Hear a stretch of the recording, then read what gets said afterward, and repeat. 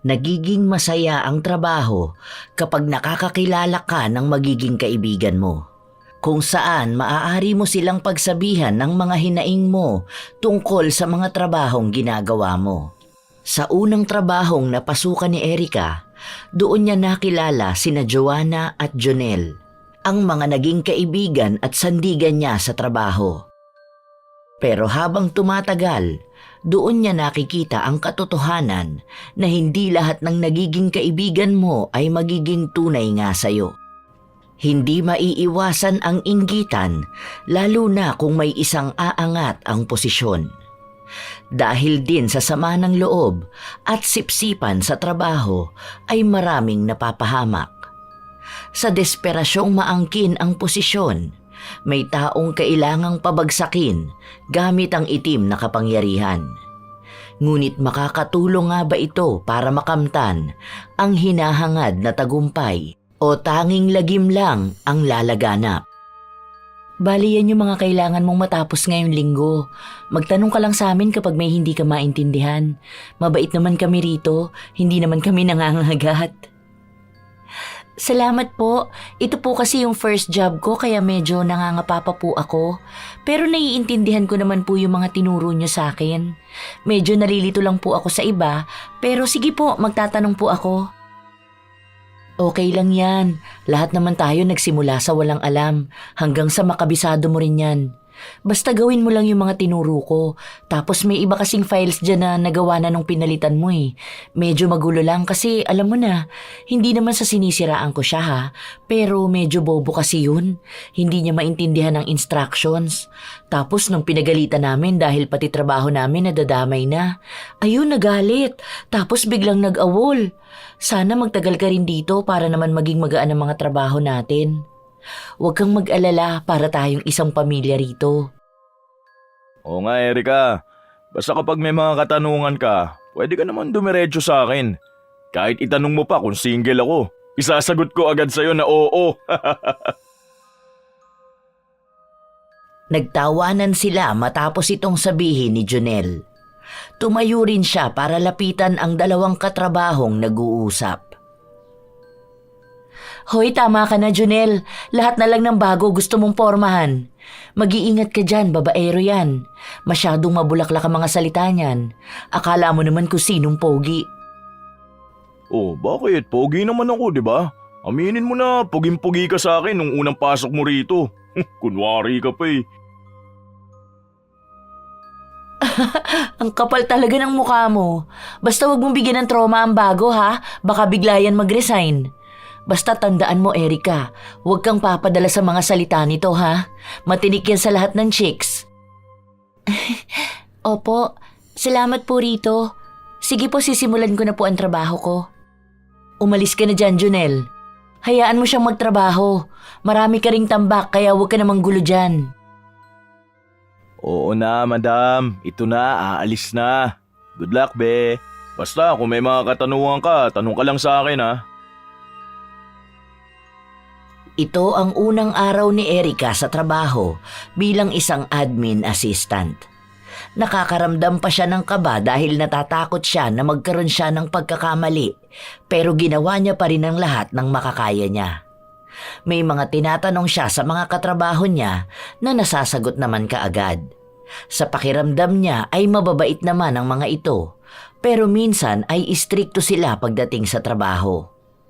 Naiintindihan naman yon ng dalaga dahil nakikita rin naman niya kung gaano katambak ang mga trabaho nila. Sa tanghalian, sabay-sabay silang kumain. Hindi naman pinaparamdam ng mga ito na bago lang siya. Ito pa, Erica. Baka gusto mo ng biko. Dala ko yan kasi nagluluto niya ng nanay ko. Tikman mo. Yan ang pinakamasarap na biko na matitikman mo. Oo, tikman mo na muna yan kasi sa susunod pagbebentahan ka na niyan. Ikaw, sinisira mo palagi ang diskarte ko. Ito na, Erica. Iyon na lahat yan. Ay, salamat po rito. Ito naman, huwag ka na magpo sa amin. Napag-aalataan tuloy na matanda na kami. Isipin mo na lang kunwari magkakasing edad lang tayo. Di naman kami ang boss mo, huwag ka na nga magalang. Saka mga baby face naman kami. Nagtawanan silang lahat sa loob ng pantry. Sa katunayan ay si Erica ang pinakabata sa kanila at siya lang ang bago. Halos lahat sa kanila ay dekada nang nagtatrabaho sa kumpanya. Kaya pansin ng dalaga, magkakasundo na nga sila. Ito ang klase ng lugar na gusto niyang mapuntahan kung saan hindi siya makakaramdam ng stress sa mga kasamahan niya dahil pare-pareha silang magkakasundo at nagtutulungan. Sa paglipas ng mga araw, nakakabisado na ni Erica ang trabaho niya. Kahit na paano ay nakakasabay na siya sa bilis ng mga kasama niya. May mga nagiging pagkakamali siya pero hindi naman yun maiiwasan sa trabaho. Naaagapan niya rin naman ang mga yun. Oo nga pala, day off natin bukas. Tuloy ba tayo mamaya? Nakaredy pa naman na ako. Magpapalit lang ako ng pantaas tapos go na tayo. May lakad kayo mamaya? Oo, at sasama ka. Once a month lumalabas kami para mag-bar. Para banding na rin natin. Para kahit na paano maiwas tayo sa stress dito sa work. Sa alak naman tayo malunod, hindi puro sa trabaho. Sumama ka sa amin, Erica ha. Ako na lang ang mag-aatid sa'yo. Saan ba ang bahay mo? May extra helmet naman ako eh. Hoy, ayan ka na naman, dumidiskarte ka na naman. Wag yan, bata pa yan. Gurang ka na eh. Mamaya may boyfriend yan, maging dahilan ka pa ng away nila. Palagi mo nalang pinapahamak ang mga baguhan. Naaalala mo yung bago natin noon na nilipat ng ibang apartment? Muntikan ka pa makipagbugbugan sa labas dahil nahuli kayo ng boyfriend niya. Uy, hindi ko yung pinopormahan ha. Nakisuyo sa akin yun na sumabay dahil hindi siya makapag-commute. Kasi natagusan daw siya. Mabait lang talaga ako. Kaya minsan napagkakamalan akong babaero. Kahit hindi nyo na ako isabay umuwi, malapit lang naman ang bahay namin, pwede naman akong mag-book. Saka wala akong boyfriend, hindi pa ako nagkakaroon ng boyfriend eh. Wala rin naman kasi akong balak sa ngayon. Ang focus ko ay ang trabaho ko. Ay, talaga ba? Sa ganda mong yan? Ay nako, sinasabi ko sa'yo, huwag mong sasayangin ang pagkadalaga mo. Huwag mong gagayahin si Joanna, tatandang dalaga yan. Tignan mo, mukhang malapit na mag-menopause. Palaging mainitin ang ulo eh. Aba, talagang ako naman ang nakita mo, no? Kung ibato ko kaya sa'yo tong napkin ko ngayon para sabihin kong hindi pa ako menopause. Saka hindi ako tatandang dalaga, magkakaroon pa ako ng asawa, no? Habang nag-aasara ng mga katrabaho niya, natatawa na lang si Erica. Madalas niya kasing naririnig ang dalawa na nagtatalo at nag-aasaran. Pagsapit ng gabi, lumabas sila at nagpunta sa bar. Si Jonel ang nanlibre sa kanila para naman daw yon sa pag-welcome nila sa bagong empleyado. Doon ay nakita ni Erica ang iba't ibang side ng mga katrabaho niya. Kung ano ang ikinaseryoso nila sa office, yun naman ang ikinakulit nila sa labas. Nakakaramdam siya ng tuwa ni hindi na nga niya napapansin na magkakaiba sila ng edad dahil parang mga kabataang nagpapakasaya sa buhay ang mga ito. Nakaupo lang si Erica sa isang gilid habang ang ibang mga katrabaho nila ay nagsasayawan na sa gitna. Dalawa sila ni Joanna na naiwan doon. Ganito po ba talaga kayo palagi? Sabi na nga na huwag ka na magpo, hindi naman masyadong nagkakalayo ang mga edad natin. Pero oo, ganito talaga kami kasi nga gusto naming sa alak naman kami malunod, hindi puro sa trabaho. Yung iba hindi sumasama sa amin kasi nga may mga asawa at anak na. Yung iba naman, ewan baka ayaw nila kaming kasama. Yung iba kasi sa mga katrabaho natin, mga KJ. Pero hayaan mo na sila, basta tayo rito magkakaibigan. Oh, eto pa alak. Bakit yan lang ang iniinom mo? Hindi pa naman ubos. Kukuha na lang ako mamaya. Ang saya pala ng ganito, no? Nagkaroon pa ako ng mga kaibigan na makakasama ko sa ganito. Pero totoo ba na wala pa kayong asawa? Pero may anak na kayo. Muntikan ko pa maibuga yung iniinom ko. Oo, wala pa akong asawa at mas lalong wala pa akong anak. Hindi ko pa kasi feel magkaroon ng pamilya. Saka alam mo na, medyo mahirap ang buhay ngayon. Pero sana nga, sa mga susunod na taon, magpakasal na ako. Sa ngayon kasi wala pa akong boyfriend. Ang akala ko nga nung unang pasok ko, si Jonel ang boyfriend mo. Kasi ang sweet nyo tingnan eh. Tapos binibilang ka pa niya ng pagkain kapag gusto mo. Wala ba kayo something? May asawa na ba yan si Jonel? Tingin mo ba parang may something kami? Sabi nga ng iba, akala nila may relasyon kaming dalawa. Kahit noon pa man, ganyan na siya sa akin. Ilang taon na kaming magkasama niyan sa trabaho at wala naman niyang asawa. Sa pagkakaalam ko kasi minsan iniimbitahan niya ako sa kanila, lalo kapag birthday ng mga magulang niya. Hala, ayun naman pala. Bakit hindi pa kayo magkalinawan? Mukha namang gusto niyo ang isa't isa. Tingnan mo, kanina pa yan tingin ng tingin dito sa pwesto natin. Parang binabantayan ka. Akala ata may ibang tao na lalapit dito para makuha ang atensyon mo. Hindi naman namin yun napag-uusapan eh. Pero siguro kapag tinanong niya ako. Wala rin kasing nag-push sa amin. Saka ayoko naman na ako ang mangungunang magparamdam. Siyempre, babae pa rin naman ako. Sige, huwag ka mag-alala. Ako ang bahala. Ako ang gagawa ng paraan para magkatuluyan kayo. Bagay na bagay pa naman kayo. Nagkwentuhan lang ang dalawa tungkol kay Jonel. Maraming mga sinabi si Joanna na mag-uugnay na meron silang espesyal na pagtitinginan ng binata. Nang matapos ang kasiyahan nila, umuwi na rin sila. Nung una ay si Erica ang inaaya ni Jonel na isakay sa motor niya, pero si Joanna ang pinasakay ng dalaga. Para daw magkalapit palalo ang dalawa. Pag-uwi ni Erica, naabutan niya ang lolo niya na nagkakape sa sala. Mano Polo, kakagising niyo lang po ba o matutulog pa lang? Hinintay niyo po ba akong umuwi? Kagigising ko lang. Bakit ngayon ka lang umuwi? Inumaga ka naman yata. Anong oras na ako nakatulog kagabi kakahintay sa'yo? Saan ka ba nagpuntang bata ka? Lumabas po kami ng mga katrabaho ko. Parang pa-welcome daw po nila sa akin. Nagkaroon lang kami ng konting inuman. Ang saya nga po nilang kasama. Day off po kasi namin bukas eh. Tapos nahihiya naman po akong tumanggi kaya sumama na ako. Sigurado ka bang maayos sa katrabaho ba yan? Baka mapadalas ang pag-inom mo pagkasama sila ha? Alam mo naman na ayaw kung umiinom ka. Lalo na kapag uuwi ka ng ganitong oras. Ang daming masasamang tao sa labas. Opo, alam ko naman po yun.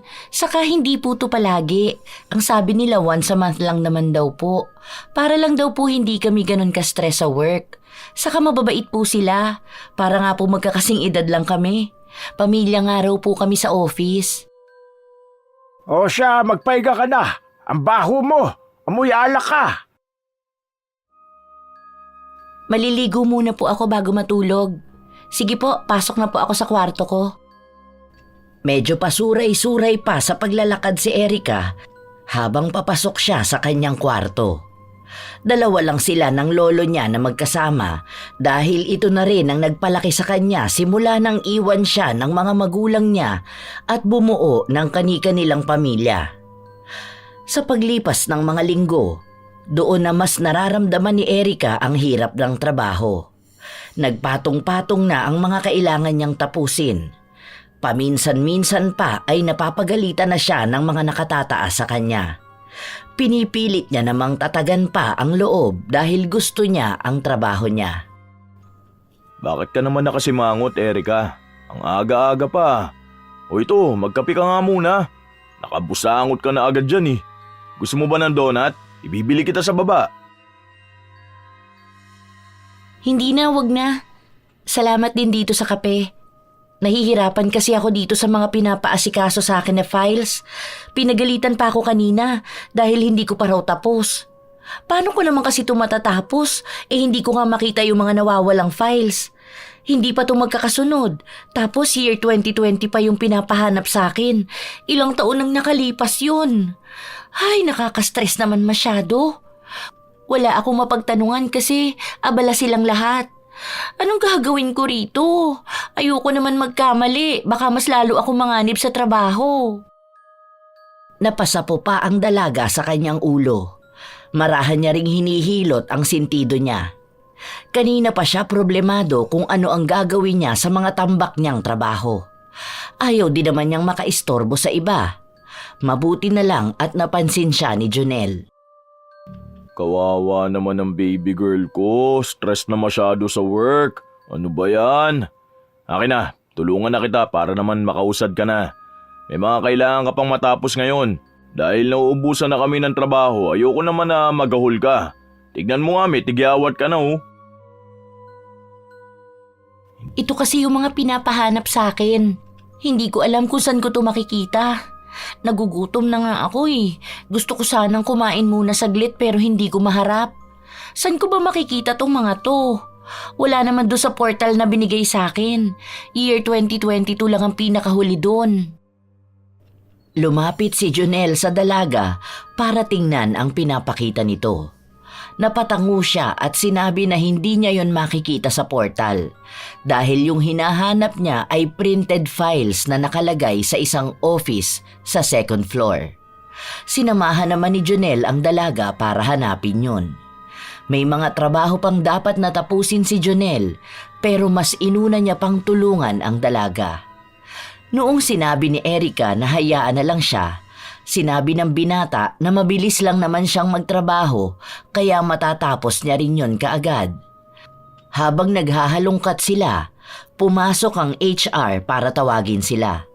Pinabalik si Jonel sa pwesto niya habang si Erica naman ay kinausap ng HR.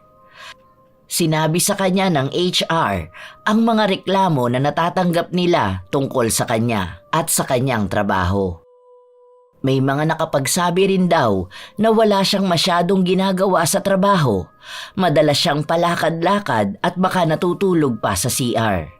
Marami pang mga kasinungalingan na sumbong. Alam ni Erica na ni minsan ay hindi niya yon ginawa. Hindi naman po ako nagrereklamo sa pinapatrabaho sa akin. Nahihirapan lang po talaga akong maghanap ng file. Kaya nga po ako nagpatulong kay Jonel kung alam po kung paano ko magagawa ng mas mabilis ang trabaho ko. Dahil po may mga pinapatapos din sa akin bukod po doon. Saka yung madalas pong tumayo sa upuan ko at maglakad-lakad, ni hindi nga po ako makakuha ng tubig para makainom dahil focus na focus po ako sa tinatrabaho ko. Hindi rin ako makapag-CR kaya bakit po ako magtatagal doon para matulog? Kahit po itanong niyo sa mga katabi ko, alam po nila yun. Ipinagtanggol ni Erica ang sarili niya laban sa mga paratang sa kanya na hindi niya alam kung kanino nanggaling. Iilan lang naman silang nasa office na nakarinig ng reklamo niya at ang paghingi niya ng tulong sa katrabaho. Alam niya na iisa lang sa mga kasamahan niya ang nagsusumbong ng mali tungkol sa kanya. Hindi niya rin alam kung ano ang motibo nito. May nasabi rin sa kanya ang HR na bawal ang relasyon ng dalawang empleyado sa loob ng kumpanya nila. Sa oras na mahuli siyang nakikipagrelasyon sa katrabaho niya, tiyak ay masisisante siya. Kaya yun ang ipinagtataka ng dalaga dahil wala naman siyang karelasyon sa loob ng office nila. Sa paglipas ng mga araw, nakakaramdam ng bigat sa katawan si Erica. Patong-patong na ang trabahong pinapagawa sa kanya. Minsan kahit hindi naman niya trabaho ay siya na ang humahawak. Hindi naman niya magawang magreklamo dahil bago lang naman siya at kapag nakapagsalita siya ay baka may makarating na naman sa HR. Hindi ka pa ba sasabay sa amin kumain, Erica? Mamaya mo na kaya gawin yan. Baka bigla ka na lang mahimatay dyan, ha? Hindi na muna ako kakain. Kailangan ko pang tapusin to dahil baka mapagalitan na naman ako. Sige na, kumain na muna kayo. Try ko na lang saglitin kumain mamaya kapag nakaluwag-luwag na ako sa oras. Di na yan, mamaya na yan. Kumain na muna tayo. Tutulungan na lang kitang matapos yung iba mamaya. Di mo naman kasi trabaho yan eh. Bakit ikaw ang sumasalo niyan? Yang binibigay sa yung trabaho, daig pang pantatlong empleyado. Hindi sila mag-hire ng bago para hindi ka matambakan ng ganyan. Pati pagkain mo, napapabayaan mo na. Kapag break time. Wala naman silang pakialam sa'yo kapag nagkasakit ka eh. Tara na. Noong una ay tumanggi pa si Erica sa pag-aya sa kanya. Pero sa huli ay napilit pa rin siya ni Jonel. Nagmamadaling kumain si Erica dahil nawawalan siya ng gana sa tuwing iniisip niya na ang dami niyang tambak na trabaho. Katulad ng sinabi ng binata, tinulungan siya nitong matapos ang iba niyang trabaho. Kaya malaki ang pasalamat niya kay Jonel. Ilang araw pa nang sumapit ang Lunes, nagkaroon sila ng meeting. Wala mang direktang pangalan na sinabi, pero pakiramdam ni Erica ay siya ang pinagsasabihan ng manager nila noong sabihin nito na kung hindi nila kaya ang pinapatrabaho at panay reklamo, dapat ay mag-resign na sila. Huwag din daw iasa sa tulong ng ibang katrabaho nila ang dapat sila ang gumagawa. Siya lang naman ang naaalala niya na nagpatulong kay Jonel sa mga tambak niyang trabaho. Sa mga sumunod na araw, puro na lang sakit ng ulo sa tambak na trabaho at halos araw-araw na parinig sa kanya sa meeting ang bitbit ni Erica. Halos sumabog na ang ulo niya sa sobrang sakit. Ayos ka lang ba, Erica? Hindi nga eh. Ang sakit na ng ulo ko. Hindi ko na alam ang gagawin ko. Bakit ba palagi na lang akong pinapagalitan? Ginagawa ko naman ang best ko at bago lang naman ako. Siguro naman ayos lang ng mga paa ko, di ba? Nahihirapan na ako sa ginagawa kong trabaho tapos may mga pagbibintang pa sa akin na hindi naman totoo. Hindi na nga ako kumakain sa break time tapos sinasabi na chill-chill lang daw ako rito. Kota na ako sa pagpapatawag ng HR dahil dun. Hayaan mo na, kasama talaga sa trabaho natin ang pressure. Alam ko naman na kapag nakaya mo yan, magiging madali na lang yan sa'yo. Huwag ka lang susuko. Parte talaga ng buhay natin yan. Pabayaan mo na rin ang mga toxic na katrabaho natin. Mga walang magawa sa buhay ang mga yon kaya ganyan sila sa'yo. Salamat eh. Medyo nabibigla lang kasi ako sa mga nangyayari. Hindi ko pa alam ang iba rito. Pero kapag nagtatanong naman sa kanila, hindi naman nila ako sinasagot. Tapos kapag nagtuturo sila, ang bilis nila magsalita. Tapos gusto nila masundan ko na kaagad. Naiiyak na ako. Ano ba yan? Halika nga rito. Ano ba yung kailangan mong malaman? Tingnan ko, baka sakaling alam ko yan. Kanino ba yung files? Kay Ma'am Castro ba to? Dun sa marketing department? Oo te, kasi may mga pinapa-input siya sa akin na galing sa portal pero hindi ko naman alam kung paano gawin. Nahihirapan pa ako sa mga keywords na gamit nila. Malayo kasi to sa work natin eh. Bakit hawak mo pati inventory at marketing? Dapat dito lang sa atin ang ginagawa mo. Akin na, try mong ganito ang gawin ha. Hindi ko sure kung tama to, pero ito kasi ang nakikita kong ginagawa nila Samantha. Ayan, gumana. Try mo nga. Sinubukan ni Erica ang mga itinuro sa kanya ni Joanna at sobrang tuwa niya na gumana yun. Kanina niya pa pinoproblema kung paano nga ba niya mapapabilis ang trabaho niya. Nang matapos niya ito, ipinasa niya kaagad sa nagpagawa nito. Pero ilang minuto pa lang ang nakakalipas ay pinuntahan siya sa pwesto niya at doon pinagalitan. Sinigawan siya ng manager nila at pinagsabihan na tatanga-tanga sa trabaho. Dahil lahat ng ipinasa niya ay mali.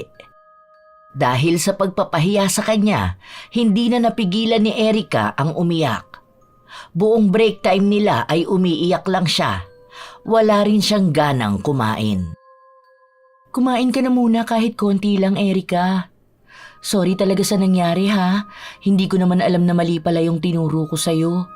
Yun kasi yung natatandaan kong ginagawa nila Samantha eh. Nagtanong ako sa kanya, ang sabi niya sa akin tama naman daw yun. Ganun daw kasi talaga ang ugali ng manager na yun kaya baka kahit tama ka naman ang ipinasa, ginawa niyang mali. Hayaan mo na, tutulungan na lang kitang matapos yan. Bakit? Ano ba kasing itinuro mo sa kanya? Mamaya ikaw mali eh. Pinapahamak mo pa siya. Akin na nga, patingin ako. Dapat kasi sa akin ka lumapit. Galing ako sa department na yun dati bago ako nalipat dito. Tsaka dapat kapag hindi alam, wag na magturo. Dinadamay pa sa kapahamakan eh. Bakit ngayon parang ako na ang mali? Tumutulong lang naman ako. Kung concerned ka kay Erica, ganun din ako. Dahil naging kaibigan ko na siya rito. Ano ba kasing alam ko dyan sa trabaho na yan? Sinubukan ko lang naman ituro ang alam ko. Malay ko bang hindi pala yun ang kailangan? Ayun na nga eh. Hindi mo naman pala sigurado pero tinuro mo pa rin sa kanya. Sana nagsuggest ka na lang na papuntahin siya sa kabilang department para dun niya tignan ang mga ginagawa. Masyado ka rin kasi nagmamarunong. Umiinit ang tensyon sa dalawa dahil sa mga sagutan nila. Sinisisi ni Jonel si Joanna habang pinagtatanggol naman ni Joanna ang sarili niya. Dahil sa awayan nilang yun, mas lalong nangamba si Erica. Dahil kapag umabot na naman yon sa HR, siya na naman ang mali. Please lang, wag na kayo mag-away para lang dito. Wag niyo na akong tulungan dahil pinapapunta ako doon after break para maturuan ako. Salamat na lang sa mga ginawa niyo sa akin. Pero wala kayong kasalanan dito dahil ako naman talaga ang hindi nagtatanong sa kanila. Huwag niyo na tong palalain pa. Kasi baka makaabot na naman to sa nakatataas at madagdagan na naman ang kasalanan ko. Pinunasan na lang ni Erica ang luha niya para hindi siya magmukhang nakakaawa kapag nagpunta siya sa kabilang department. Simula nun, natuto na siya kung paano niya maisasaayos ang trabaho niya. Sa paglipas ng mga linggo at buwan na nananatili siya roon, nakakabisado na niya ang kalakaran ng trabaho nila. Nagiging mabilis na rin siya at kahit anong ibigay sa kanyang task ay nagagampanan niya. Kahit na paano ay hindi na siya nakakarinig ng masasakit na salita mula sa mga nakatataas sa kanya. Matapos ang sahod nila, nakatanggap siya ng bonus dahil sa pagiging Employee of the Month niya. Ang sabi ni Jonel, siya ang pinakamabilis na nakatanggap nun sa lahat ng mga baguhan. Dahil ilang taon na silang nagtatrabaho bago sila nakatanggap ng ganun, samantalang siya ay hindi pa nakakakalahati ng taon. Lumabas sila ng lolo niya para kumain sa labas at bumili ng mga gamit. Huwag mo na masyadong gastusin ang pera mo, Apo. Ayos na ako doon sa mga damit ko. Itabi mo yan para sa kinabukasan mo. Masyado mo ginagastos ang pera mo para sa akin eh. Alam mo naman na ayos na sa akin ang mga simpleng bagay lang. Huwag po kayo mag-alala, Lo. May naitabi na po ako sa savings ko. At ito, para po talaga to sa inyo dahil gusto ko naman po kayong bigyan ng magandang buhay. Kayo po ang nagsakripisyo sa akin. Binabawian ko lang po kayo. Maraming salamat, Apo ko. Mahalaga na sa akin na nakikita kang may magandang karera at nasa maayos na kalagayan. Pero kahit na po, basta hayaan niyo po akong bilhan kayo ng mga bagay na damit sa inyo. Luma na yung mga damit niyo eh, nakikita ko yung suot niyo nung bata pa ako. Mukha na pong mga basahan yun, kaya po bibili tayo ng bago. Galak ang tanging nararamdaman ni Erica sa mga sandaling nabibilhan na niya ang lolo niya ng mga bagay na pangarap niya lang para dito noon. May mga bitbit silang pinamili sa mall. Marami-rami din yun at habang naglalakad sila palabas ay nasa lubong nila ang ibang katrabaho ni Erica. Bumati pa ang dalaga sa mga ito at saka sila umalis. Pagpasok nila sa trabaho, napapansin ni Erica ang bulong-bulungan sa paligid niya. Hindi niya sigurado kung tungkol ba yon sa kanya. Pero malakas ang kutob niya na maaaring may kinalaman sa kanya ang mga usapan na yon. Binaliwala niya lang yon dahil ayaw niyang masira ang umaga niya. Gusto niyang maging maayos lang ang trabaho niya dahil marami pa siyang balak para sa pangarap nila ng lolo niya. Sa meeting nila, may pinaparinggan ang supervisor nila patungkol sa maaaring makasira sa imahe ng mga empleyado. Ayaw daw nila ng eskandalo na maaaring magpabagsak sa kumpanya nila. Pero habang sinasabi yun, sa kanya lang nakatuon ang mga mata nito, na para bang sa kanya yun sinasabi. Hindi yun maintindihan ni Erica, pero parang siya lang ang walang kamalay-malay sa mga nangyayari. Dahil hindi na siya makatiis, tinanong niya ang kaibigan niya tungkol dito. Ano yung sinasabi kanina sa meeting? Hindi ko kasi maintindihan. Bakit masisira ang imahe ng kumpanya? Bakit? May mga naninira ba sa social media? O mga chismis tungkol dito? Sorry, hindi ko kasi gets. May nababalita kasi na may isang empleyado raw na napawok. Alam mo naman kung gaano ka-sensitive tong company natin. Kapag may lumabas na issue, iniisip nila na madadamay ang pangalan ng kumpanya. As if naman walang mga bahong tinatago ang iba rito. Pawok? Ano yun? Pawok ang tawag sa mga high-end na pokpok. Kumbaga parang mga rich na tao ang punteriya nila. Kunwari mga sugar daddy, ganun ba? Basta malaki ang bigayan sa kanila. Kadalasan mga professional na tao ang gumagawa nun. Last time may nabalitaan ako pero sa ibang kumpanya yun. Manager na pawok. Mas malaki raw kasi ang sahod niya doon kesa doon sa totoo niyang trabaho. Kaya ayun, meron daw rito. Pero feeling ko hindi naman maiiwasan yun. Sa iba nga libre lang basta kating-kati sila. Kaso parang malaking issue dito sa company natin. O ano namang kinalaman natin doon? I mean, meron pa walk dito sa office natin? Dito sa department natin talaga mismo? Di ba iilan lang naman tayo rito? Yung iba dito may mga asawa na. Mukha namang matitino mga babae dito sa office. Yun ang sabi. Sa katunayan, nakuha ko nga ang chismis nung nasa CR ako. At huwag kang mabibigla ha. Pero ikaw raw yun Hindi ko alam kung sino yung mga nagsasalita. Nasa loob kasi ako ng cubicle. Pero binanggit nila yung pangalan mo. Ikaw lang naman ang Erika sa department natin. Ha?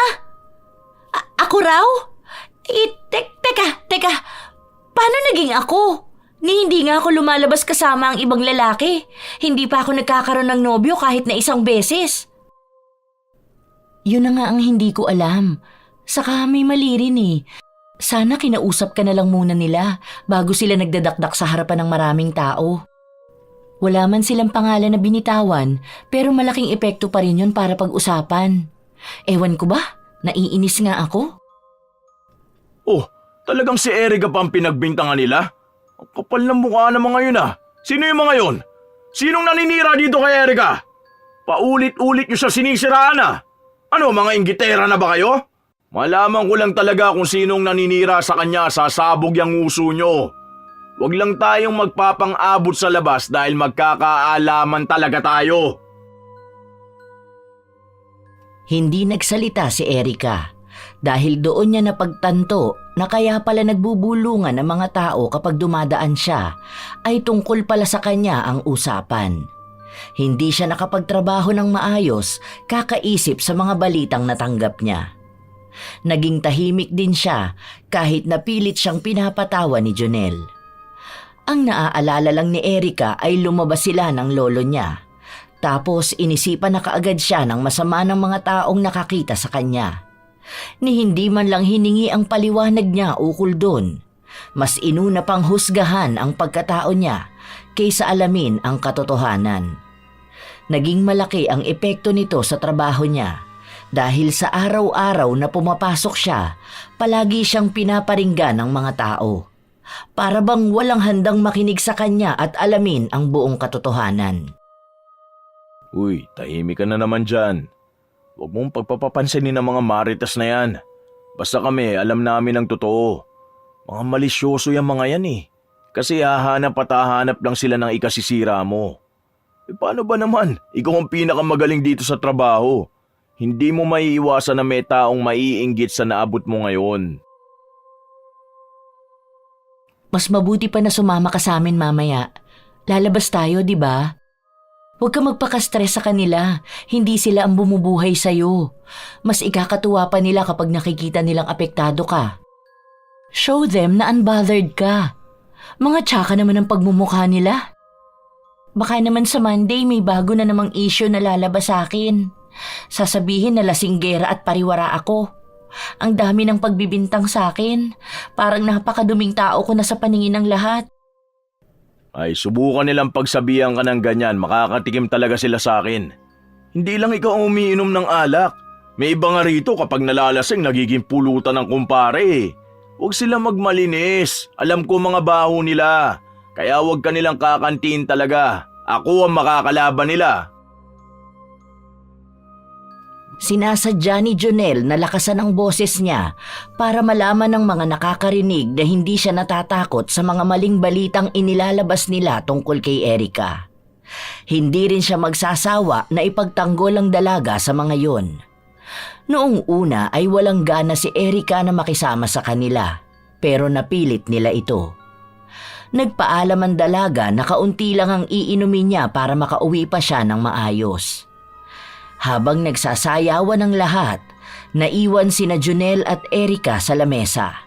Nagkukwentuhan sila ng kung ano-anong bagay at doon naibalik ni Erica ang usapan tungkol kina Joanna at Jonel. Bakit naman yun ang naisip mo? Wala kaming something. Talagang close friends lang kami. Ganyan naman ako sa mga babaeng kaibigan ko eh. Pero wala namang ibang ibig sabihin yun para sa akin. Kahit kailan hindi lumagpas sa pagiging kaibigan ng tingin ko kay Joanna. Ito yung mga biroan namin na babaero ko at pakikasabay ko sa mga yon, puro joke lang yun. Palabirong tao talaga ako. Pero kapag dating sa babaeng gusto ko, seryoso ko. At kahit kailan, hindi ko nakitang gagawin ko yung kay Joanna. Talaga ba? Akala ko pa naman nanliligaw ka na sa kanya. Bakit ayaw mo ba siya? Mabait naman si Ate Joanna tapos maganda pa. Halata ring matalino siya at magaling sa trabaho. Para bang nasa kanya na ang lahat. Hindi ba yun kagusto-gusto para sa'yo? Pansin ko naman na maraming nagkakagusto sa kanya. Tingnan mo nga ang attractive niyang tingnan. Natawa lang si Jonel sa sinabi ng dalaga. Uminom muna ito ng alak habang nakatingin sa mga katrabaho nilang nagsasayawan. Naroon si Joanna na para bang nagpapapansin sa tuwing dadapuan ng tingin ng binata. Well, mukhang yun ang una mo makikita sa kanya. Pero hindi siya ang tipo kong babae. Kilala ko si Joanna. Sa tagal namin magkasama sa trabaho, nababasa ko bawat galaw niya. At hindi siya ang babaeng hahangarin ko makasama. Totoo naman na attractive siya. Pansin ko naman yun dahil maraming lumalapit sa kanya para makipagkilala. Sosyalin din manamit at magsalita. Pero di ko pa rin talaga siya magustuhan eh. Sa katunayan, ikaw ang gusto ko, Erica. Kung mabibigyan mo lang sana ako ng chance na ligawan ka at patunayan sa'yo kung gaano ba ako kaseryoso sa'yo. Ha? Masamang biro yung ganyan, Jonel. Baka marinig pa yan ni Ate Joanna o kung sino mang katrabaho natin. Ayoko may nasasaktang ibang babae, lalo na at kaibigan ko si Ate Joanna. Alam mo naman siguro na may gusto siya sa'yo, di ba? Baka malamatan lang ang pagkakaibigan natin. Mabait siya sa akin, kaya wag mo naman kaming paglayuin. Manatili na lang tayong magkakaibigan. Oo, matagal ko nang alam na may gusto siya sa akin. Pero hindi ko siya magugustuhan kahit na anong mangyari. At ikaw rin, binabalhaan na kita Huwag na huwag kang magtitiwala sa kanya. Dahil baka sa susunod, ikaw na ang pupuluputan niyang sa leeg. Pakiramdam ko nga siya ang dahilan ng mga chismis na nangyayari sa iyo eh. Kung kaibigan ang tingin mo sa kanya, sana ganun nga rin ang tingin niya sa iyo. Hindi ka away at hindi ka kumpetensya. Hindi lang tutungkol sa akin dahil kabisado ko siya. Alam ko kapag may ginagawa siyang masama sa isang tao. Dahil hindi lang ikaw ang nakaranas niyan. Huwag ko lang talagang mauhuli na gumagawa siya ng ikasisira mo. Dahil makakalimutan kong magkaibigan kami. Bakas ang galit sa mga salita ni Jonel.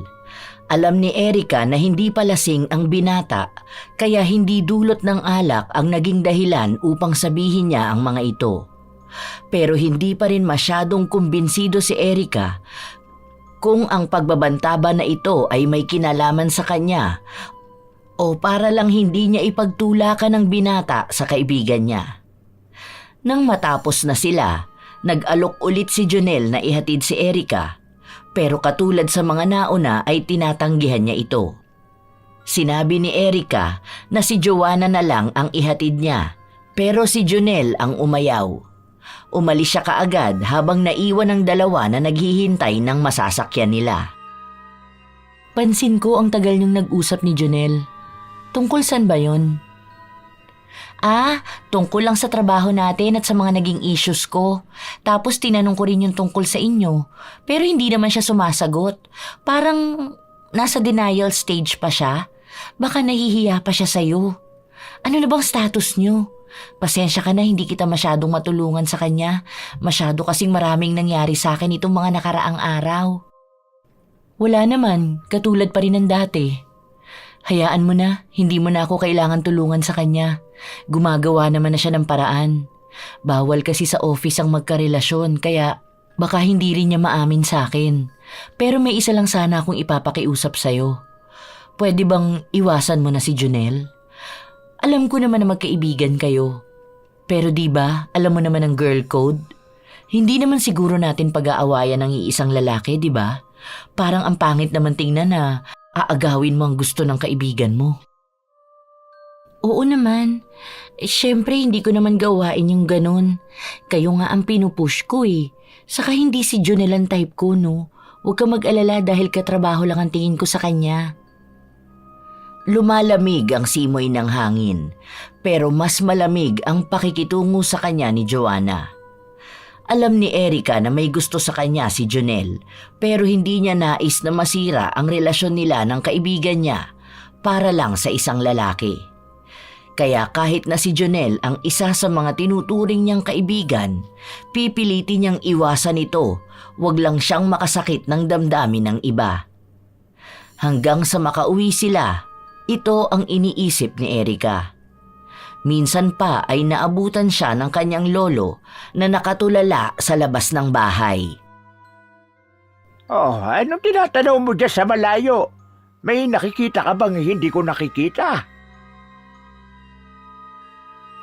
Lo, andyan po pala kayo. Oo, kanina pa nga ako narito eh. Ano ba yung iniisip mo? Bakit parang ang lalim naman masyado? Wala naman po, Lo. Tungkol lang po sa trabaho ko. Medyo na-stress lang po kasi ako.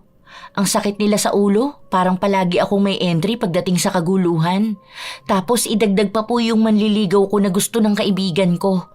Hay! Kung tingin mo na hindi ka na masaya sa trabaho mo, mas maganda siguro na maghanap ka na lang na iba. Alam mo, hindi naman talaga lahat ng klase ng trabaho kailangan mong pagtiyagaan. Oo, mahirap pagdating sa pera. Pero ikaw na mismo ang apektado ng problema. Mas magandang humanap ka ng trabaho na para sa'yo talaga. At yung manliligaw mo na yan, sigurado ka bang seryoso yan sa'yo? At ang kaibigan mong tinuturing, gaano ka nakakasiguro na kaibigan talaga yan? Gusto ko po ang trabaho ko, pero para kasing ang toxic na sa office. Ang daming parinigan, ang daming nakikialam ng personal kong buhay, na dapat hindi po ba labas na yun sa usapang trabaho. Hindi naman mahirap ang trabaho ko dahil naaaral ko naman. Kaso po, sa tuwing papasok ako sa office, parang ang bigat-bigat ng pakiramdam ko. Pagod na kaagad ako. Gusto ko naman ilaban pa kasi sa totoo lang ngayon lang po ako nagkaroon talaga ng kaibigan na kagaya ni Ate Joanna. Kaso nalalamatan yon dahil sa panliligaw sa akin ang gusto niya.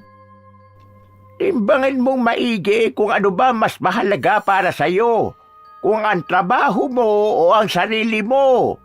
Ang pagkakaibigan ba na yun ay tunay o nababalot lang yun ng pagkukunwari? Ilang taon na ang nakahalubilo ko sa pagtanda ko. Hindi lahat ng kaibigan na nakilala natin sa umpisa, talagang kaibigan. Paminsan may mga kaaway tayong nagpapanggap na kaibigan para malaman kung ano ang pwedeng sirain sa atin. Sa mga naging payo sa kanya ng kanyang lolo, doon lang tila nagkaroon ng kaliwanagan sa utak ni Erica. Ayaw man niyang pagdudahan ang kaibigan niya, pero baka nga may nakatagong hinanakit ito sa kanya. Sa paglipas ng mga araw, nakakaramdam ng kakaiba si Erica tungkol sa kung paano makitungo sa kanya si Joanna. Minsan ay hindi siya nito pinapansin. Minsan naman ay dikit na dikit ito sa kanya at maraming tinatanong tungkol sa buhay niya. Habang si Junel naman ay walang nagbabago sa pakikitungo sa kanya. Nagugulo lalo ang trabaho ng dalaga dahil sa samut-saring kaganapan sa office nila. Isang beses ay pinatawag siya ng supervisor nila para kausapin. Hello po, ma'am. Magandang araw po. Pinapatawag niyo raw po ako? May nagawa po ba akong mali sa trabaho ko? Sa totoo lang ay nakakaramdam ng kaba sa dibdib ang dalaga. Hindi niya alam kung tungkol ba ito sa trabaho niya o may panibago na namang isyu siyang kakaharapin. Dahil alam niya na iba-iba na ang mga sabi-sabi tungkol sa kanya. Pero wala sa mga yon ang sinabi sa kanya ng supervisor niya. Magandang balita ito tungkol sa trabaho niya. Dahil nakikita raw ng boss ang maganda niyang performance, maaari daw tumaas ang posisyon niya sa trabaho. Labis ang tuwang nararamdaman ng dalaga. Halos gusto na niyang ipagsigawan ang magandang balita. Kaya nang lumabas siya ng opisina ng supervisor nila, meron siyang malawak na ngiti. Pagtataka naman ang mababaka sa mga kasama niya. Are pa, ngiting-ngiti yan? Ano nangyari? Akala ko iiyak ka na naman eh. May maganda akong balita. Alam niyo ba na mapopromote ako? Ang sabi sa akin natuwa raw ang boss sa ganda ng performance ko. At kahit na bago lang daw ako, maaari daw maibigay sa akin ng supervisor position sa marketing department. Ibig sabihin daw, lilipat na ako ng office before end of the year. Talaga ba? Wow, congrats! Alam ko naman na makukuha mo talaga yan eh. Paano masyado mong ginagalingan sa trabaho? Iba talaga ang baby girl ko. Dapat may celebration tayo niyan. Ha? Ay hala, teka. So kung lilipat ka na ng office, hindi na tayo magkikita niyan? Pero okay lang din. Basta mapunta lang sa iyo ang posisyon. Deserve mo naman yan eh. Parang si Jonel lang ang masaya para kay Erica. Dahil sa mukha pa lang ni Joanna, bakas na ang inis sa kanya. Ni hindi siya nakitang ngumiti sa buong araw na yon. Hindi rin niya pinansin si Erica na para bang hangin lang ito sa harapan niya. Dahil maging si Jonel ay napapansin yon, mas lalo niyang inaasar si Joanna. Paulit-ulit niyang pinupuri ang galing ni Erica. Hanggang sa mag-uwian na, lahat sila ay naghihintay ng elevator, habang si Joanna ay nakatahimik lang sa gilid. Uuwi na ang soon-to-be supervisor. Ang lupit mo! Oh, ano ba yung ginagawa mo, Joanna? Baka masira mo yung pindutan ng elevator. Ano bang pakialam mo? Kung masisira to, maipapaayos naman to kaagad. Oh, bakit ka galit? Nagbibiruan lang tayo rito. Alam mo, pansin ko kanina ka pa ganyan. Ano bang problema mo? Ganda-ganda ng araw natin eh. Hindi ka ba masaya sa ibinalita ni Erica sa atin? Anong masaya ron? Dapat ba matuwa akong sip-sip siya sa mga nakakataas? Ako ang mas matagal dito sa trabaho. Halos kalahati ng buhay ko nagtatrabaho na ako rito. Tapos sa bago mapupunta ang posisyon? Kung hindi yun pagiging sip-sip, ano tawag doon? Hindi naman ako sumisip-sip. Nagulat nga rin ako na bigla yung sinabi sa akin. Kasi 'di ba ang dami kong maling nagawa sa trabaho ko? Yun na nga eh. Marami kang nagawang mali. Ang dami mo pang issue na dinala dito tapos biglang ikaw ang makakakuha ng promotion. Paano naman kaming matatagal na rito? Pinaghihirapan din namin ang trabaho namin ah. Unfair yun. Kakausapin ko bukas ang HR. Dahil kung hindi nila magagawa ng paraan to, magre-resign talaga ako. Oh, bakit parang kasalanan pa ni Erica na siyang mas magaling kaysa sayo? Wala sa tagal yan. Nasa performance. Ano kung mas matagal ka pero mas makupat ka pa sa baguhan? Ang dami mong maling ipinapasang report kaya bumababa ang performance ng team natin hanggang sa dumating si Erica. Tapos magrereklamo ka? Kung pagalingan lang naman ang usapan, baka nasa hulihan ka. Huwag mo idadahilan ng pagre-resign mo. Kahit umalis ka ngayon, walang pakialam sa iyong kumpanya. Hindi ka kawalan. Saka, huwag mo siyang pagsasabihan na siyang sip-sip. Baka nakakalimutan mong ilan ang nag-resign at na-terminate dahil sa pagiging sip-sip mo sa HR. Sige, magkampihan kayong dalawa. Ayan, ngayon pa lang kumakapit at sumisip-sip ka na sa kanya, ni hindi pa nga siya sigurado na sa kanya mapupunta ang posisyon. Bahala nga kayo riyan. Inirapan pa ni Joanna ang kaibigan niya bago siya bumaba ng elevator. Simula nang sabihin niyo ni Joanna, hindi na sila nagkausap pang dalawa. Kahit naayain siya ni Erica na sabay na silang kumain ay hindi siya nito pinapansin. Pinagsasabihan naman siya ni Jonel. Kaya ngayon ay dalawa na silang hindi kinakausap ni Joanna. Hindi niya matanggap ang katotohanan na mas malaki ang chance na mapunta kay Erica ang posisyon kaysa sa kanya. Sa paglipas ng mga araw, nagpapatuloy na lang ang dalaga sa pagtatrabaho niya at ang naiwan niyang kaibigan ay si Jonel na lang. Isang beses pa ay pinatawag si Erica ng HR nila para sabihin sa kanya na mabibigyan siya ng memo dahil sa mga nauna niyang pagkakamali sa trabaho. Makakaltasan din siya ng sahod. Dahil dito ay umapila ang dalaga dahil wala naman siyang natanggap na reklamo nung mga nakaraan. Ang mga pagkakamali na tinutukoy ng HR ay noong bago pa lang siya sa trabaho. Nagsumbong si Erica sa supervisor nila at ipinagtanggol naman siya nito. Sinabi pa sa HR na kung ipagpipilitan niya ang gusto niyang gawin kay Erica, ang boss na nila mismo ang makakausap niya.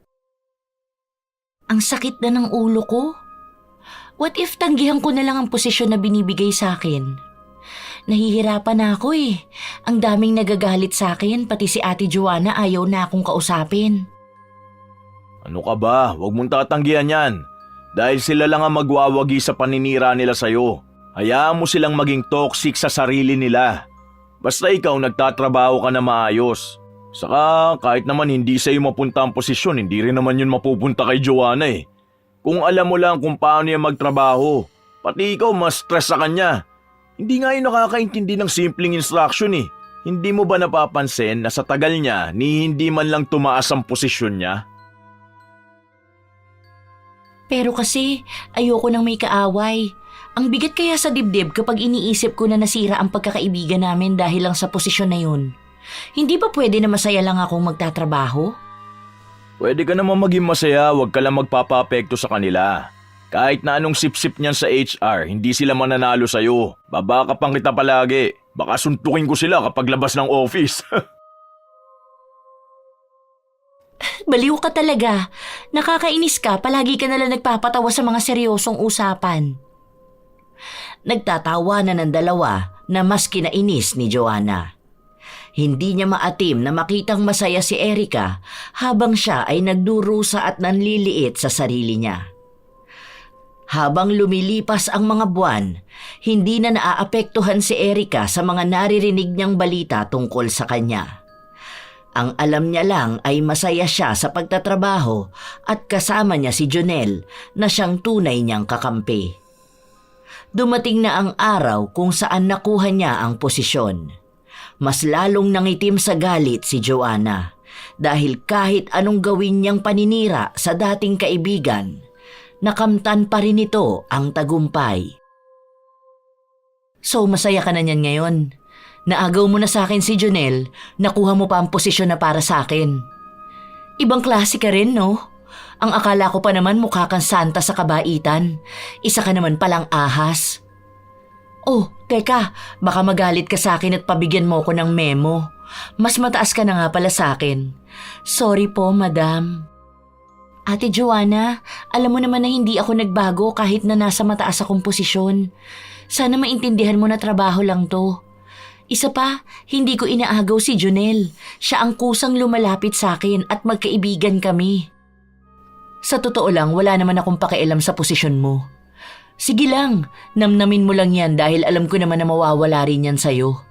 Ngayon lang naman yan dahil gumagana ang pagpapaawa mo. Nakita mo, nakuha mo ang simpatsya nila sa paiyak-iyak mo. Hindi ko alam kung bakit kita tinuring na kaibigan eh. Isa ka namang ahas at saka pala linta na masyadong sipsip. Hindi ako sumipsip sa kahit na sino. Nagtatrabaho ako ng patas at at ibinibigay ko lang ang best ko. Ayan, dyan mo sila nakuha sa pagiging best actress mo. Tingnan mo mamaya, iiyak ka niyan. Sayang ang effort ko na ibunyag sa lahat ang baho mo. Mas magaling ka palang kumuha ng loob nila. Oo, tama ka. Ako nga ang nagpakalat ng mga chismis tungkol sa'yo. Saka naalala mo nung sinabihan kang tanga kasi mali ang ginawa mo? Sinadya ko talaga yon. Ang sayang ang makitang umiiyak ka eh. Hayaan mo, makikita ko ulit yon kapag lumagapak ka. Masyado pa kasing mataas ang tingin mo sa sarili mo ngayon. Pero for sure, isa sa mga sandali na to babagsak ka rin sa lupa. Hahalik ka ulit sa mga paa ko. Tandaan mo yan. Hindi na nakapagsalita pa si Erica matapos niyang marinig ang mga salitang binitawan ng dati niyang kaibigan. Lumabas na rin ng banyo si Joanna. Gustong isumbong ng dalaga ang mga pag-amin na sinabi ni Joanna, ngunit alam niya na mas lalaki pa ang problema nila. Lalo na kapag nalaman ito ni Jonel, kaya nilihim niya ito at nagpatuloy na magtrabaho. Habang lumilipas ang mga araw, nakakaramdam ng kakaiba si Erica sa sarili niya. Sumasakit ng sobra ang ulo niya. Nagluluhari ng mga mata niya. Tuwing titingin siya sa harap ng computer, wala siyang gaanong maaninag. Bakit ba ang sakit ng ulo ko? Maaga naman ako nakatulog kanina. Tapos pati paningin ko hindi pa maayos. Ano ba naman to? Kung kailan pa naman ang dami kong hinahabol na report. Kahit sa paglipas ng mga oras na pinapahinga ni Erica ang mga mata niya, walang nagbabago. Lumalabo ito at sa tuwing tatagal siyang nakatingin ay grabe ang pananakit ng kanyang ulo. Hanggang sa natapos ang araw, hindi man lang niya nakalahati ang trabaho niya. Nagpaiwan siya para mag-overtime dahil kailangan niyang matapos ang dapat niyang gawin. Kasama naman niya si Jonel na naghihintay sa kanya na makauwi. Ah! Ano ba to? Ang sakit ng ulo ko! Ah! Napahawak siya sa ulo niya at napasandal sa kinauupuan niya. Hindi na rin tumitigil ang mga mata niya na umagos ang luha. Sa katunayan, humahapdi rin ang mga mata niya sa tuwing masasanggian ito ng luha. Hindi na niya maipaliwanag ang samut-saring sakit na nararamdaman niya. Tara na Erica, iuwi na kita para naman makapagpahinga ka. Baka naman nagkakasakit ka na sa kakatrabaho mo. Mag-file ka kaya muna ng leave para makapagpa-check up ka. Hindi pwede. Alam mong kakapromote lang sa akin at ang daming trabahong nakatambak. Kaya ko to. Magiging okay din ako. Magiging okay ka kapag nagpahinga ka talaga. Hindi yung pinipilit mo sarili mo magtrabaho. Tignan mo ngayon, sa sobrang sakit ng ulo mo, hindi mo na alam ang gagawin. Noong una ay ayaw pa ni Erica na umuwi dahil inaalala niya ang trabaho niya, pero wala na siyang nagawa nang ilabas siya ni Jonel. Ang binata ang nag-uwi sa kanya sa bahay nila. Sinabi rin niya sa lolo ni Erica ang naramdaman niya sa trabaho kanina. Pagpasok daw kasi ni Erica, ganun na ang nararamdaman niya. Kaya ang lolo na lang daw niya ang magpayo sa kanya na magpadoktor na muna at magpaalam sa trabaho. Pero hindi rin yun pinakinggan ni Erica. Pumapasok pa rin siya sa trabaho kahit na sobrang sama ng pakiramdam niya. Iniinuman niya ng gamot pero hindi natatanggal. Sa halip ay mas lalo pa itong lumalala hanggang sa naaapektuhan na ang trabaho niya. Wala na siyang natatapos na report at madalas siyang umuuwi ng maaga. Dahil doon, napilitan ang supervisor na ibaba siya ng posisyon. Bumalik siya sa dati nilang opisina. Oh, bumalik ka rito, madam. Ano nangyayari? Ayan na nga bang sinasabi ko kapag masyadong naggagaling-galingan sa trabaho eh. Bakit kasi pinipili nila ang mga taong hindi deserving sa posisyon? Tigilan mo na nga si Erica, Joanna. Hindi na nga maganda ang kalagayan niya, parang tuwan-tuwa ka pa. Magpaalam ka na muna na maaga kang uuwi ngayon, Erica. Sasamahan na kita sa doktor. Talagang sasamahan mo pa siya? Ay, ibang klase ang pagiging espesyal ng babae na yan para sa'yo. Oo, matagal na siyang espesyal sa akin, hindi kagaya mo. Kaya pwede ba tigilan mo na siya? Kung gusto mo, ayun, sa'yo na ang posisyon na binitiwan niya. Mukhang yun naman talagang habol mo matagal na eh. Hindi mo lang makuha dahil hindi mo deserve. Tama na yan, Junel. Huwag na kayong mag-away. Sakit ng ulo ko. Hindi napigilan ni Erika na lumuhod sa sobrang sakit na nararamdaman niya. Nakahawak siya sa ulo niya at minsan ay hinahampas ito para lang matigil ang sakit na nararamdaman. Pero wala itong naging epekto. Hindi na rin tumatalab sa kanya ang anumang gamot. Nang makapunta sila ng ospital, sinabi ng doktor na wala silang makitang problema kay Erika. Sumailalim siya sa maraming test pero walang makitang sakit. Dahil doon, napilitan siyang mag-resign para makapagpahinga.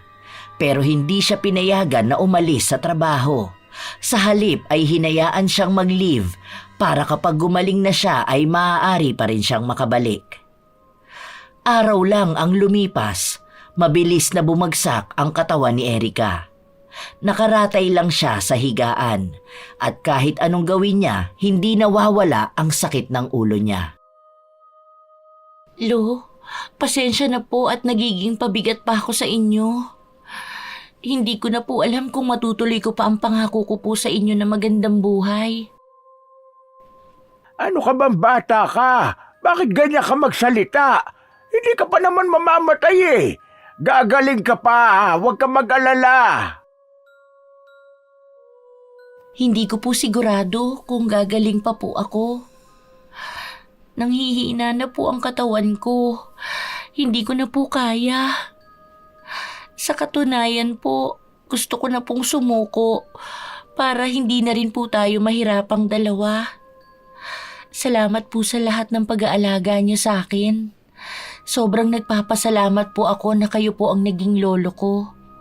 Pero kung isang araw po na hindi na ako gigising, gusto ko pong maging maayos kayo palagi. May ipon po ako. Para po yun sa inyo.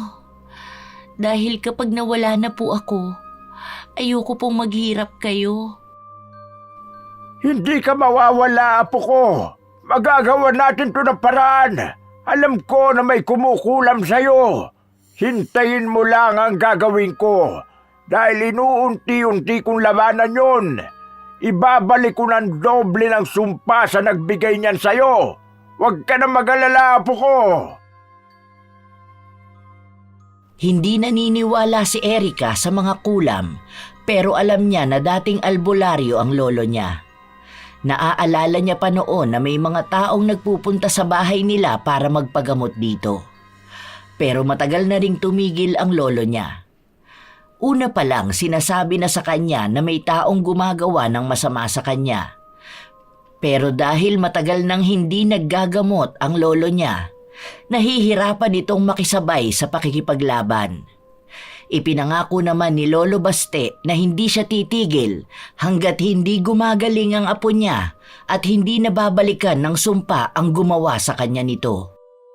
Sa paglipas ng mga araw, nagpapatuloy si Lolo Baste sa mga ritual na ginagawa niya. Doon niya napansin na nagiging maayos na si Erika. Nanunumbalik na ang lakas niya, ngunit kailangan niya pa ring magpahinga. Habang nagpapagaling ang dalaga, palagi rin siyang dinadalaw ni Junel. Nagdadala ito ng pagkain para sa kanila ng lolo niya. Ipinapakita niya na seryoso ang nararamdaman niya para rito. May good news ako sa'yo. Alam mo ba na sa akin ang punta ang posisyon mo? Ako na ang bagong supervisor. Tapos ayun, si Joanna, nang gagalaiti na naman sa galit. Halos araw-araw ba naman galit kapag nakikita ako. Pinagmumura na siguro ako nun sa utak niya. Pero sorry siya dahil mas magaling ako sa kanya. Hindi na umuubra ang pagiging sip-sip niya. Kaya mo, kapag balik mo sa trabaho, panigurado akong makakakuha ka na naman ng magandang posisyon. Inaantay ka na nga ni boss eh. Nakakatuwa naman na na-promote ka na. Deserve mo naman talaga yun. Sana maging maayos din si Ate Joanna kasi parang lahat na lang ng tao kinukumpetensya niya. Hindi ko alam kung kailan ako babalik. Ang alam ko lang, nagiging maayos na ang pakiramdam ko. Ang galing, no? Mabuti naman at gumagaling ka na. Anong ginawa mo? Kasi di ba walang gamot na pwede sa'yo kasi wala namang makita ang mga doktor na problema sa'yo? Nag-try na tayo kung may cancer ka ba sa utak o may problema man lang, pero wala naman silang makita. Dahil may kumulam sa apo ko. Base sa nakita ko, malakas namang kukulam ang nakuha niya dahil pinapalakas din ang kapangyarihan ng galit at inggit. Pero huwag na kayong mag-alala dahil naibalik ko na sa kanila ang sumpa. Hindi na nila matatakasan yun. Lahat ng naranasan ng apo ko ay mararanasan nila ng doble.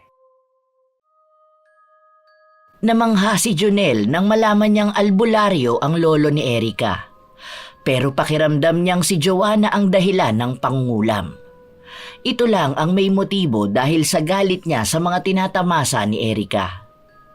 Sa paglipas ng mga linggo, nakabalik na sa trabaho si Erica, kung saan naging maayos na ulit ang takbo ng buhay niya. Bakit nandito ka? Buhay ka pa pala? Oo, Ate Joanna. Medyo natagalan lang ang pagpapagaling ko pero ngayon okay na ako. Pinapabalik na rin kasi ako sa trabaho. Bakit gumaling ka pa? Hindi ba dapat nilalamon ka na ng kamatayan ngayon? Anong ginawa mo, ha? Hindi ba dapat ako ang nagtatanong sa'yo kung anong maaaring ginawa mo sa akin? So alam mo na pala. Well, yun naman dapat ang mangyari sa'yo dahil mang-aagaw ka. Una, nilandi mo si Junel para magkagusto siya sa'yo. Traidor kang kaibigan. Tapos, gusto mo pa akong agawan ng posisyon. Dapat sa akin yun eh. Pero sa'yo lang napupunta lahat. Dapat namatay ka na lang para hindi ka na nakabalik pa rito. Alam mong wala akong ginawang masama sa'yo. Naging mabuting katrabaho at tunay na kaibigan ako sa'yo. Kaya hindi ko maintindihan bakit kailangang umabot pa sa pagpapakula mo sa akin. Ang daming pangarap ang maaaring mawala sa akin kung nagtagumpay ka. Yun nga ang gusto kong mangyari. Ang mawala sa'yo ang lahat. Tandaan mo, ngayon nakaligtas ka pero sisiguraduhin ko sa'yong sa susunod na gagawin ko sa'yo, hindi ka na makakabangon pa. Tuluyan kang lalamunin ng kamatayan. Bitbit yung ilusyon mong ikaw ang mas magaling sa akin. Matapos itong sabihin ni Joanna, ay umalis siya sa harapan ng dalaga. Ayaw ni Erica na magalit dahil mas inaalala niya ang maaaring mangyari sa dating kaibigan dahil sa pagkampi nito sa kadiliman. Habang lumilipas ang mga araw, kapansin-pansin ang pagiging magagalitin ni Joanna. Kahit na saan sila magkasalubong ni Erica, ay minumura niya ito, lalo pa nang nalaman niya na sinagot na nito si Junel at pinayagan ng management ang relasyon nila basta hindi ito makakaapekto sa trabaho nila. Buwisit naman! Ano ba itong mga binibigay niyong trabaho sa akin? Mga walang kwenta! Ano, Erica? Di ba ikaw ang humahawak nito? Bakit sa akin mo ito ipapatrabaho? Hindi ko na kasi mahahawakan yan. Lilipat na ako ng ibang department saka aakyat ako ng 15th floor. Doon na ang magiging office ko. Hindi lang naman ikaw ang binigyan ko ng trabaho dahil lahat naman kayo. Hinati-hati ko lang. Mas kaunti nga lang yang sayo at yan pa yung mas madali. Leche, wala akong pakialam. Hindi ko gagawin yung trabaho na yan. Huwag yung dagdagan ang ginagawa ko. Masyado kang mayabang dahil lang sa tumaas ang posisyon mo. Hindi naman mababago na isa ka lang batang baguhan. Akala mo naman hindi mawawala sa'yo yung posisyon mo na yan? Maghintay ka lang talaga. Huwag mo akong tinatakot, Ate Joanna. Lahat to may kinalaman sa trabaho. Kung ayaw mo niyan, huwag ka sa'kin magreklamo. Sige, ipaparating ko ang mga hinaing mo sa mas mataas sa'kin. Ayokong patulan ka pero sumusobra ka na. Hindi na napigilan pa ni Erica na ilabas ang mga hinaing niya. Dahil marami ng masasakit na salitang nasabi sa kanya si Joanna simula pa noon. Nadadamay pa ang mga magulang niya. Palagi rin siyang pinagbibintangan nito sa mga bagay na hindi naman niya ginawa. Sa paglipas ng mga araw, naging abala na si Erica sa trabaho niya at doon niya nabalitaan na nawala na ng trabaho si Joanna. Dahil sa dami nitong mga nakakaaway sa opisina nila at ilang araw din itong hindi pumasok dahil sa sakit. Simula nun ay wala na silang ibang naging balita pa sa kanya. Hanggang isang araw, habang naggagala sina Junel at Erica, may napansin silang pamilyar na muka na nasa gilid ng bangketa. Sandali lang, babe. Parang kamukha ni Ate Joanna yun, di ba? Saan? Yung bang babaeng nakahiga? Teka. Oo nga no. Siya yan eh. Bakit? Ano kaya nangyari sa kanya? Nilapitan nilang dalawa ang babae at nakumpirma nila na si Joanna nga ito. Tinulungan nila ito at pinakain kung saan dinala rin nila ito sa bahay ni na Erica. Ano bang nangyari sa'yo, ate? Ang tagal na naming walang balita sa'yo. Bakit nasa bangketa ka na lang? Wala na akong kahit na ano sa akin. Simula nang magkasakit ako, naubos na ang pera ko. Walang kamag-anak na gustong kumupkup sa akin dahil nagiging pabigat lang daw ako sa kanila. Kung gusto mo, dito ka na lang muna sa bahay namin. Wag na, salamat na lang. Nakakahiya naman dahil sa dami ng mga kasalanang nagawa ko sa'yo noon. Maraming salamat nga pala sa mga naitulong niyo sa akin ngayon. Sa katunayan, kayo lang ang nakatulong sa akin. Ako pa na maraming naging atraso sa inyo. Sa totoo lang, ito na siguro talaga ang karma ko dahil sa mga ginawa ko. Nung nakakaangat ka na, pinaulit ko yung pangungulam sa iyo. Pero ayaw nun pinagawaan ko nung una dahil binalikan siya ng sumpa.